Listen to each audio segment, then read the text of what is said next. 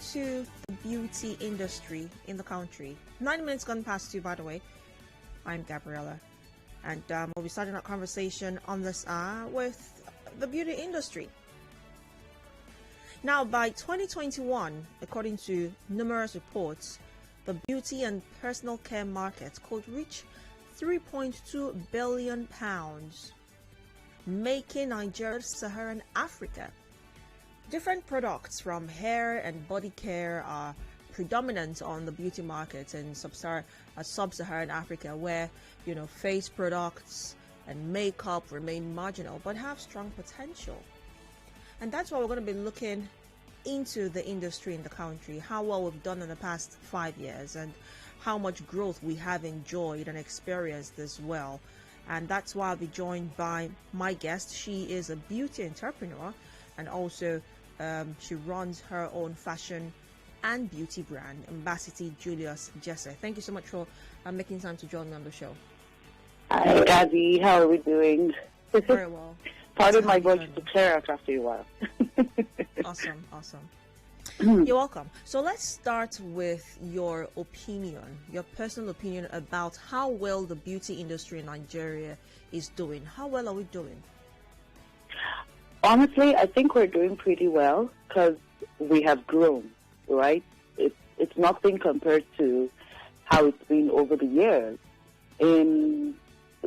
Say like 20 years ago, I remember when Tara was here, where I'm located, that is Jos, and we're having this conversation, or if you even check online, you'd see where at the time when people like Tara had started, or BM Pros who came, almost right after, and other people, in their contemporaries at the time.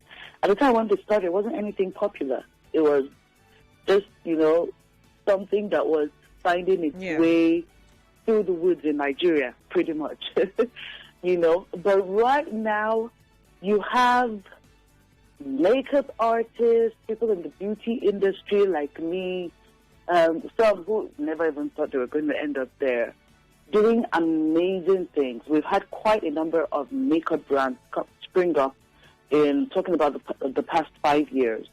Vikel, Barayat, and quite a number of other makeup brands that Nigerians now use and they're very comfortable with. So we still patronize, of course, brands that are foreign, but we are pretty much getting really comfortable in the brands that we are also creating right here in Nigeria. So yes, it's of course, it's a multi-billion naira industry worldwide, and we are eating from that part of the cake right now in Nigeria. So that's a beautiful thing. Yeah, I mean, you're absolutely correct. According to a report, it states that Nigerians' beauty industry market accounts for 10% of the global market. I think that is very commendable, if you ask me, on Nigerians, and not just in the beauty industry. I think globally we're growing and doing so much more than we used to back in the day. Now, what will you say is responsible for this massive growth? I would say awareness.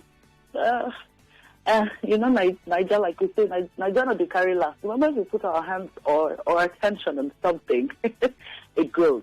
But I would say awareness.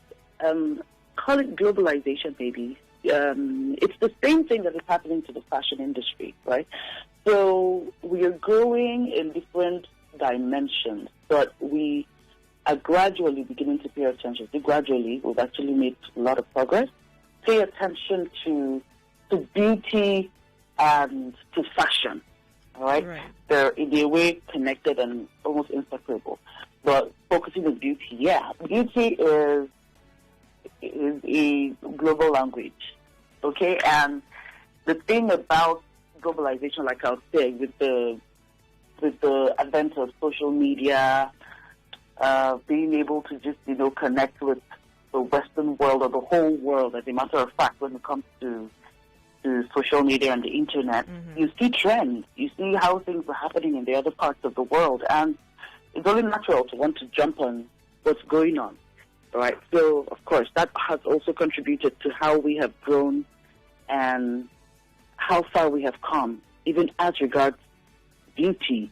or what we define it to be. Yeah? Just the same way that now we dress a certain way is the same way that we now take beauty a certain way. Yeah. The way it is, yes. So globalization, I would say. Let's talk about how ready we are to compete globally. Yes, we have been able to mark our presence on the international scene. We have, our popular Nigerian brands, making a mark in the global scene. I mean, you mentioned one earlier, House of Tyre, for instance, doing fantastic in the international scene with, her cosmetic line. Do you think that we're ready to compete, to be one of the world's best on that scale? For competition, I would say the truth is, as I see the industry, we still have a lot of learning to do. But the beautiful thing about, honestly, the Nigerian spirit is the moment, like I said, Naija no dey carry last. The moment we seem to have our attention gained by something, we go all the way out. So there are quite a number of global trends as it concerns beauty that I know we need to catch up with, and we are catching up with. An example would be microbleeding or micro-shading. That's semi-permanent makeup, for example. That's not something that is very, very popular. It's gradually becoming, I would say, a lot of people are becoming more aware of semi-permanent makeup down here, but it hasn't really sunk in very much here.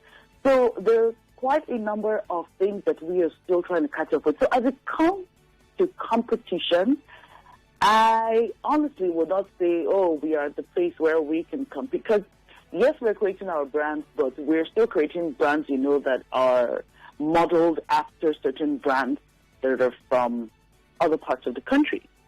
All right. But being able to be innovative and create our own, our own, not just brands, but maybe trends. We haven't quite gotten there yet, where we're creating trends that the world is like, okay, in Nigeria, they're doing this. Let's copy or let's follow. So we're still kind of taking our steps from the Western world.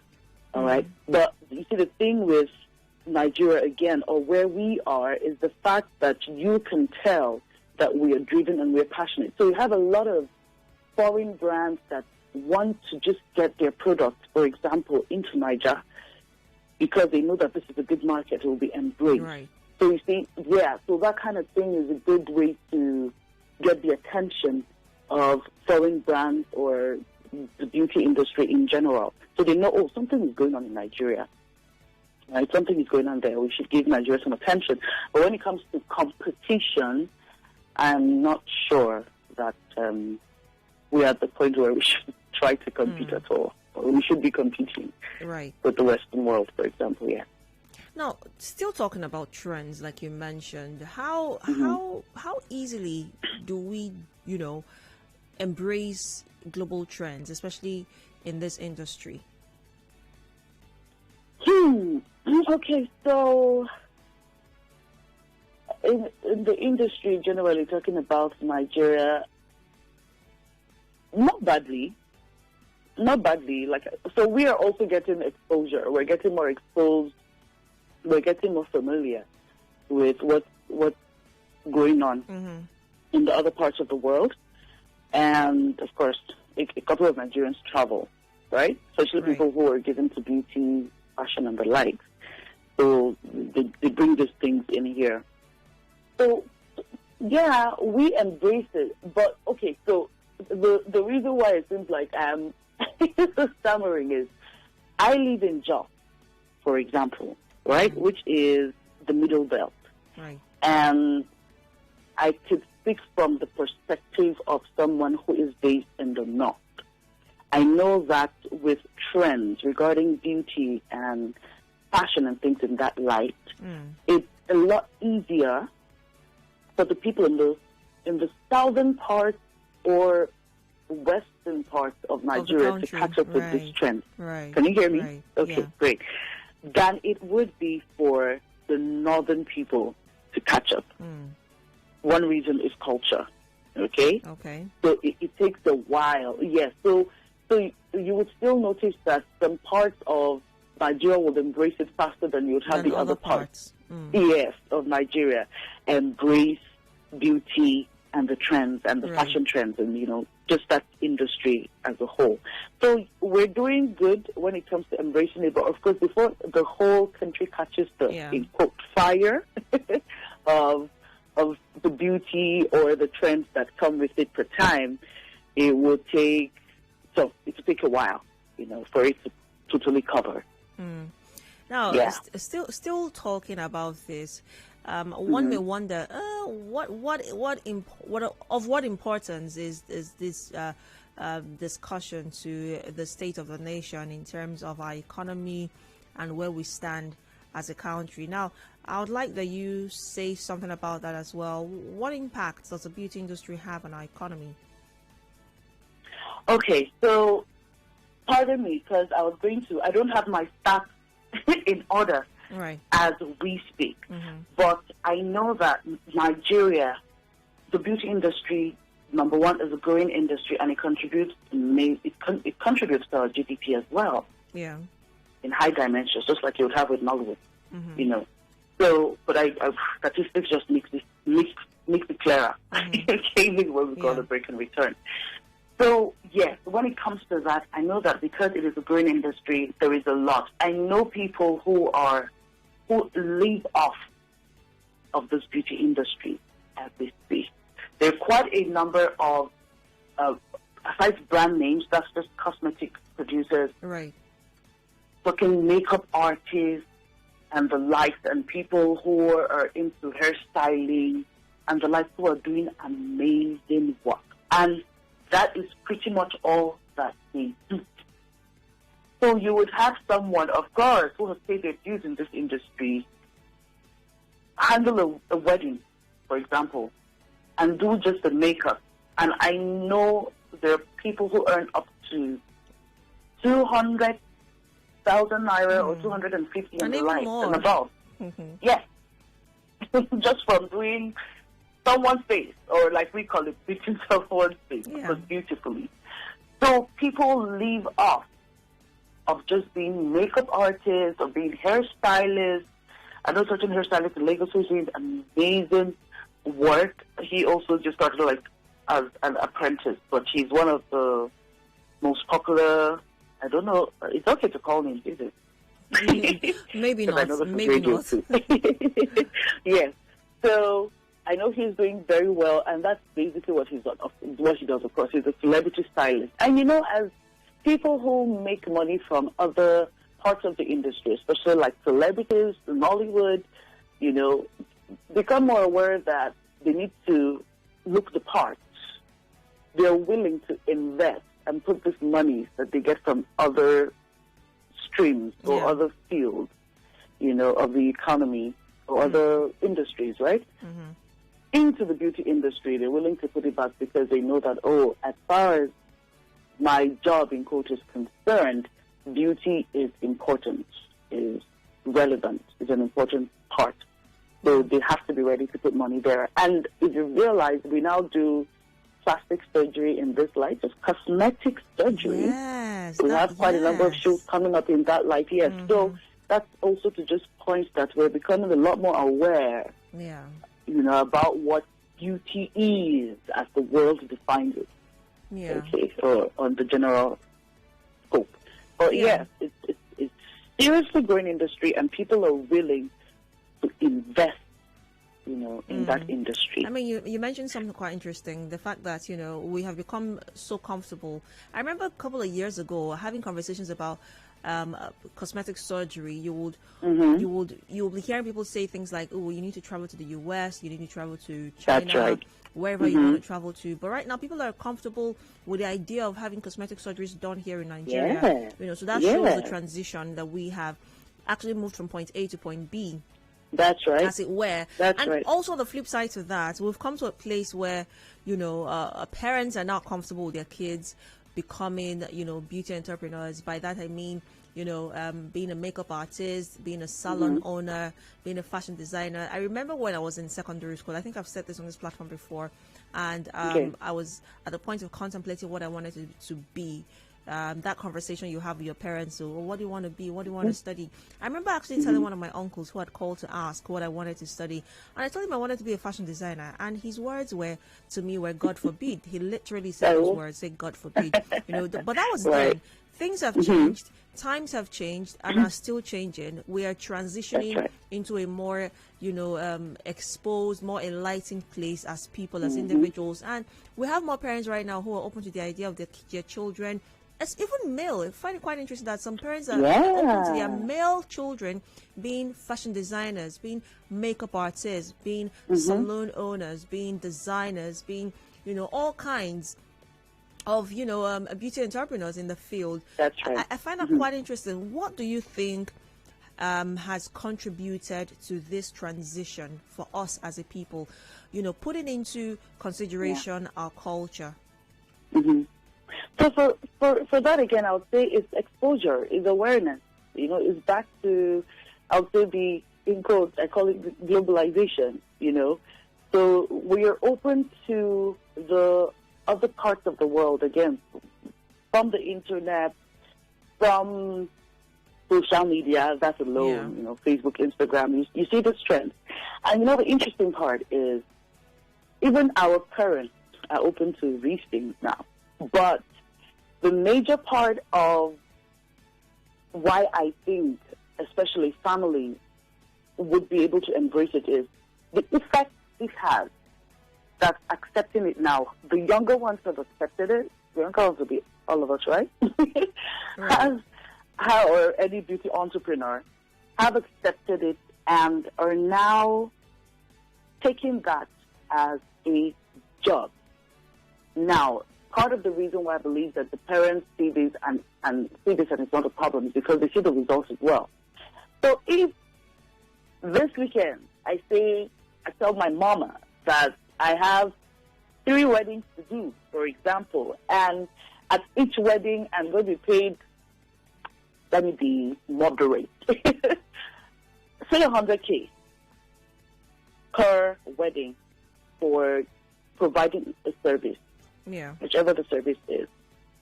And at the end of the day, I get 300K every weekend. Then my parents I will definitely have their blessing. Of course, yeah. Because most parents are just looking out for, what's profiting? What's the profitable job that you're doing? How can you be a saloon, like we say, a salon owner? What are the results? What do you have to show or tell for it and everything? But when you can earn a living and be independent and even supportive, back to your parents, and even us as individuals have seen the results that this can bring as it concerns our finances and economically. And so, it makes it easy. Yeah, I mean, you mentioned something quite interesting, which I was going to talk about much later. Might as well talk about it right now, which is the fact that, it has begun to pay more. That is, within the beauty industry, people have been able to, you can be a makeup artist, you can be a cosmetologist, for instance, and it pays. You get enough patronage, enough to put food on your table. You can be a hairstylist, and you can train your kids off of being a hairstylist. Very true. So we've grown to a point where these so-called unprofessional jobs have become sustainable to a point where, to whatever level or to whatever capacity we desire for it to. This brings me to my next question of patronage. Now, for a long time now, for many years now, we've been singing Grow Nigeria, Patronize Nigeria, trying to support local brands, local designers, shoemakers, hair and dress makers. I mean, all kinds of creatives in Nigeria. We've always sung that song, Grow Nigeria, Patronize Nigeria, Grow the Naira, the Grow Nigeria brand. Do you think that perhaps the expansion in the beauty industry is as a result of Nigeria patronizing Nigeria more? So there's also that. There's also Well, I will still give that to awareness. I don't know how much I would say that us just patronizing this brand has helped it grow. Of course it has, Like I mentioned one of the brands earlier, and it's become a Nigerian brand. I know that for example, down here in Just sell this brand. That's one of the others that I sell. Right. And it does well. Like, people are aware of this brand. But I also think that a major part of it is because it's accessible and it's affordable. Okay? And like I said, when I speak, my staff will come from my location, which is pretty much the Middle Belt or the North. So if it's accepted here, you can almost guess that, it's accepted in the other parts of the country as well. So, yes, there is the acceptance of this brand, but I would still say, we still, in a way, would compare it to the foreign brands that we use. So I can't even totally say that we're at a point where we have embraced, that, it is only going to be Niger brands and nothing else. We would embrace Niger brands that are good and give the results. All right. And so it's still, take it or leave it, it's still a competition with foreign brands. Okay. A lot of people are still a lot more comfortable with foreign brands still, but gradually, I feel like that's also something that is a gradual process as we get familiar with local brands. But yes, it definitely has its place. I use quite a number of local brands myself, but I cannot say that I totally use local brands. There's still some foreign brands that appeal to me, that I still mix depending on what it is. Yeah. So of course, there are different products you use to come up with a beautiful makeup, for example. There's the lips, there's the eye, there's the skin work, there are a number of other things. Yeah. So yes, it's possible to also combine these brands and use them. So yeah, it's growing on us gradually, but it definitely has its place, when it comes to the growth down here and the acceptance. All right, so we're going to take a break now for the commercials, and right after, still to come, we'll talk about how much impact social media has had on the growth of the industry. We'll also talk about some of the lows, some of the challenges that the industry is currently facing, and how we can tackle them, and the future, what the future holds for the industry as well in the country. I'll be right back. Don't go away.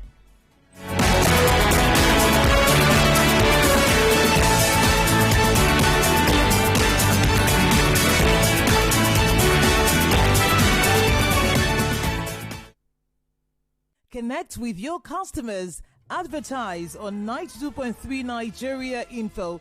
Visit our downtown office at Shop 9, Mediatrix of All Gracies Plaza, opposite FIRS, Stadium Road, Port Harcourt, and book your commercials.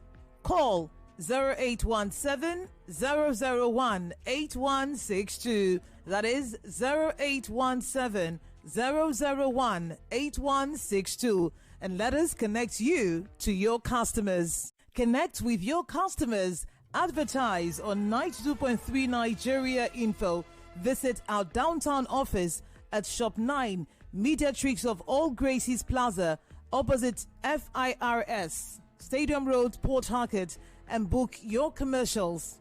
Call 0817 001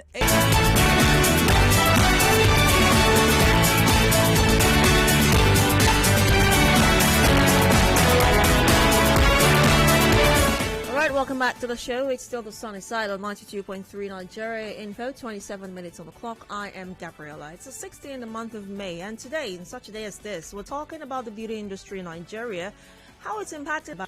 Thank you, too. All right, so you 0306416, that's 0809 0306416. Whatever your thoughts might be, if you are a beautypreneur, if I could put it that way, you can also join the conversation and share your thoughts. Really, it's an open, open check to share whatever it is you would want to share. But let me come back to you right now, Mbasiti. Right before the break, I was talking about the impact of social media on the growth of the industry in Nigeria. Do you think with the, this new age of social media, and digitization, do you think that has impacted on the growth of the industry?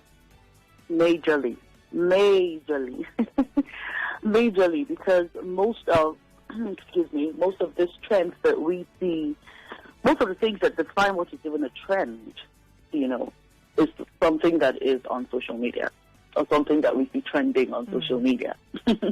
All right. So, for example, like the earlier example I gave, which is semi-permanent makeup, for example. These are things, because it's not like most of us, even as beauty entrepreneurs, have the opportunity to travel and return. And even the people who come in with these experiences from use social media to be able to publicize these things that they have learned. All right. So being in one location will not give you the opportunity or capability or capacity to be able to reach other people in, for example, the north. I know when I saw microblading, I saw it from social media, for example, and I decided, I need to learn this. It looks like a good trend. Right. And so I have growth that we have here in Nigeria. Let's talk about some of the challenges. I know that it's not all rosy. I know that, for any person, any key player in the industry, there will be peculiar or unique challenges to each one, to whatever capacity. For you personally, as a beautypreneur, practicing in the northern part of the country, what are some of the challenges you have faced, and what do you think would need to be done, or rather put in place, to tackle such challenges? Okay, so being very personal, or even myself as a personal example, especially for someone who is based in the middle belt, you could call it the north as well, would be being able to convince people about the value that you're bringing, right? Okay. So yes, if it isn't priority for them, like I said, in other parts of the country, it might be easier to convince people very easy and say, "Oh, have you seen this? We do this." All right. So they already are familiar with whatever service it is that you were bringing forward. They just need to be sure that you are good at whatever the service is. But here it is an education. You are saying, have you seen this? This is what it is about, and that, blah, blah, blah. You have to educate people, because most people are not even exactly familiar with the trends per se. So you have to do the education, then convince them that it is, it's got value for them, or to bring value to them, before they make up their mind regarding trusting you enough to do it. So it's just being able to convince people about the value of what you're bringing. So, and when it comes to that, then you know it will definitely affect your pricing. When people don't quite value something, they will not think they should put a premium to it or put in so much money to it. All right? So when it comes to that, make people see that, this is what it is. One thing I find as a major challenge. So pricing, convincing people about the value, and just the general awareness of what the trends are, and the fact that this is what you are offering, and yes, we can catch up with this. So we also have, what are they called? Lesson organ, like we have a makeup association. Yes, that's what I want to say. So we have like associations. When you listen to our conversations, like we have groups, you would know that, okay, so this is a common challenge with practicing beauty entrepreneurs. So yes, to get like training, proper training as regards other trends in the industry. So it's kind of unfortunate for us. Of course, we do the internet as well, and the YouTube and everything. Most likely, it takes a while for the North and the Middle Belt to catch up. It's our reality and our truth. So yes, so you have to step out of this. You've mentioned that quite a number of times since we started the conversation about, things being different down north in the Middle Belt Yeah. because Yeah. of culture differences. What do you think can be done in that regard to, bring us all in Nigeria? When I say us all, I mean, of course, people, generally speaking, the key players and, of course, the consumer, the beauty industry, improve or grow the beauty industry in the Middle Belt. What do you think, in your opinion, should be done to grow the beauty industry in the Middle Belt?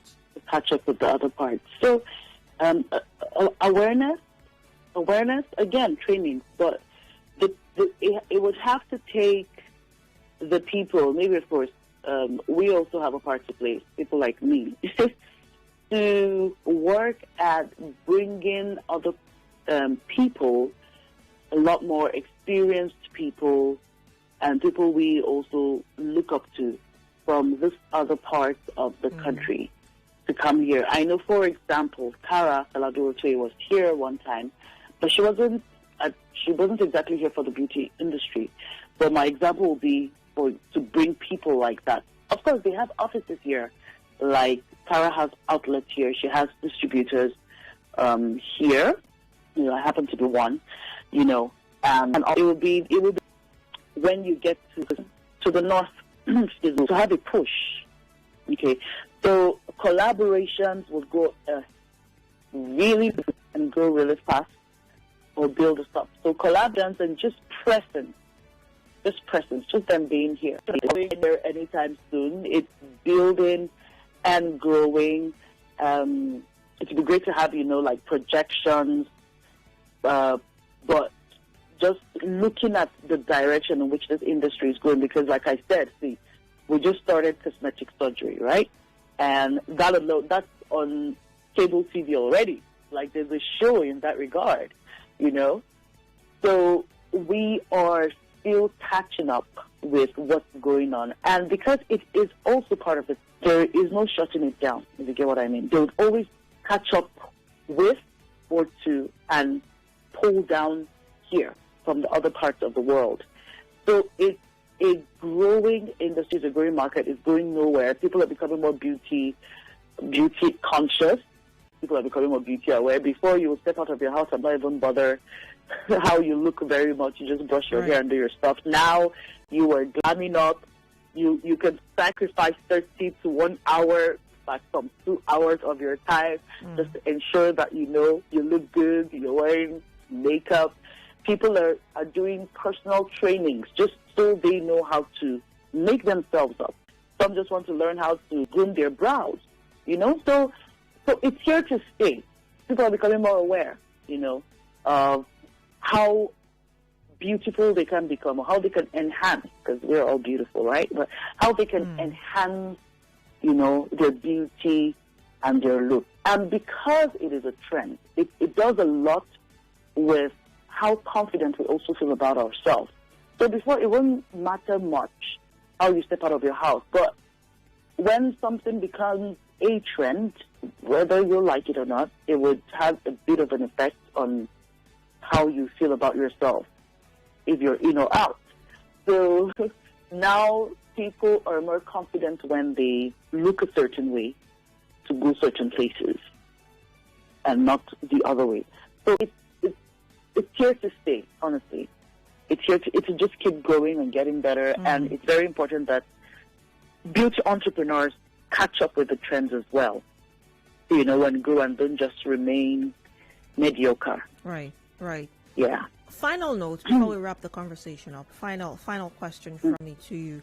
Okay. What do you think we can do to encourage more Nigerian brand patronage? What can be done to encourage people to buy Nigeria more? Publicity. Publicity.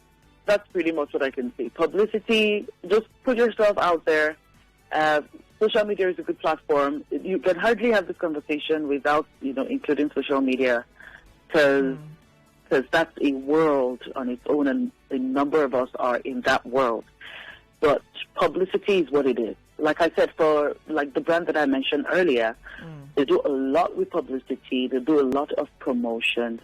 And the good part is also the fact that their brand is affordable So if, for example, a Nigerian brand is making a product that is half the price per se of another foreign brand that I am very comfortable with, and they both give the same result or at least similar results, then I know that can be a mentality situation, but people would most likely give the Nigerian brand some attention to see, oh, this is cheaper, and it gives me the result that I desire, So there is also that, but all that will still stem up from publicity, and yes, ensuring that your pricing isn't also unaffordable, but it depends on your target market as well.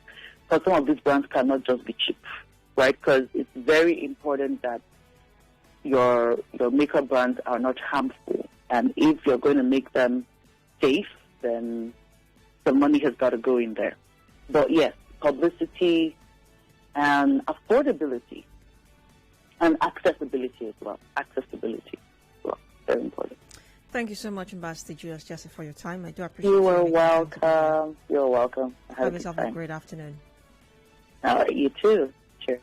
All right, 12 minutes to wrap the conversation up about the beauty industry in Nigeria, the growing beauty industry, I must say. Quite impressive, the kind of things that are happening with that industry. I'm sure that you can also attest to the fact, because I'm sure that for those who do, you have a sister who is a makeup artist, you have a brother who is a fashion designer, you have one who works in a salon who is a hairstylist, you have one sister or brother who is into selling skincare products. I mean, those are all over the place right now on social media. You find, oh, come and buy this scrub, come and buy this lip balm, pink lips, exfoliate your skin, glowing skin popping, all of that happening right now is as a result of the boom in the beauty industry across the country, and that is commendable. That we've come to a point where we're willing to, to try our hands, to test the waters, and maybe even going for a full plunge in the beauty industry, and see how that even affects our economy, creating jobs for themselves,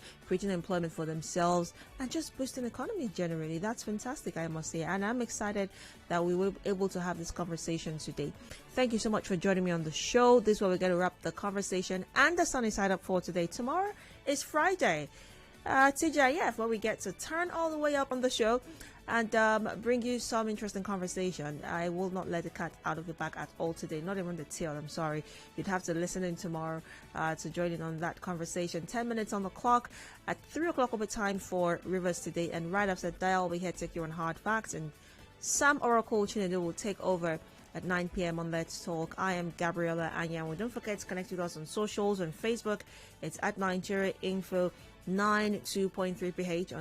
On Twitter, it's at Nigeria Info PH. On Instagram, at Nigeria Info PH. You can also connect with me on socials. On Instagram, it's at Gabani, Gabanie. On Facebook, no, not on Facebook. On Instagram, at Gabani. On Twitter, at Gabani Live. Yeah, that's it.